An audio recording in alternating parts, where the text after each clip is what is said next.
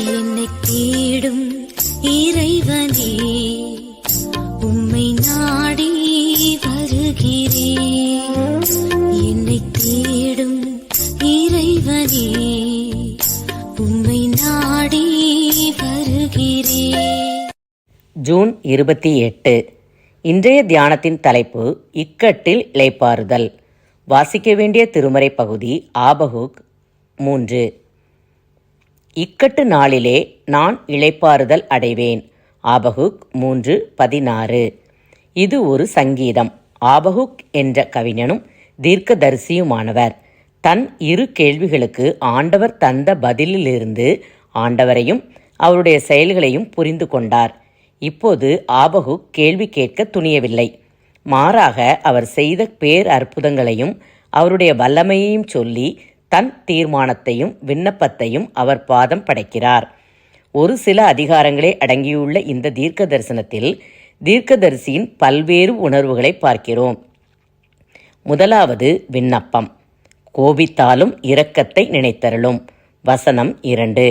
இரண்டாவது, ஆண்டவர் இஸ்ரவேலருக்கு வல்லமையாய் செய்த நன்மைகள். வசனம் 3-15.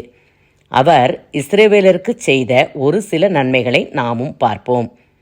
8ஆம் வசனத்தில் உமது கோபம் நதிகளுக்கும் உமது சினம் சமுத்திரத்திற்கும் விரோதமாய் இருந்ததோ. இங்கே கவிஞர் ஆண்டவர் இஸ்ரவேலரை சிவந்த சமுத்திரத்தையும் யோர்தான் நதியையும் அற்புதமாய் கடக்க பண்ணியதை நினைவு கூறுகிறார். யோசுவா காலத்தில் சூரியனும் சந்திரனும் தன் தன் மண்டலத்தில் நின்றதை சுட்டுகிறார். வசனம் 11. 13ஆம் வசனத்தில் இஸ்ரவேலரை தனியாக பிரித்தெடுத்து வழி நடத்தியதை கூறுகிறார். இப்படி முன்னாட்களிலே ஆண்டவர் தங்களுக்கு செய்த நன்மைகளை நினைத்து பார்த்தாலும் இப்போது கல்தேயர் வருவார்கள் என்றபோது குடல் குழம்பிற்று, உதடுகள் துடித்தது, எலும்புகளில் உக்கல் உண்டாயிற்று, அதாவது உளுத்து போகின்றன, நடுங்கினேன் என்றெல்லாம் அஞ்சுகின்ற தீர்க்கன் ஆனாலும் என்று சொல்லி விசுவாசத்தில் உறுதி கொண்டவராய் எத்தனை இழப்புகளும் பாடுகளும் வந்தாலும் கர்த்தருக்குள் மகிழ்ச்சியாயிருந்து களி கூறுவேன் என்று சங்கீதம் பாடுகிறார். ஆண்டவரை தன் பலன் என்கிறார்.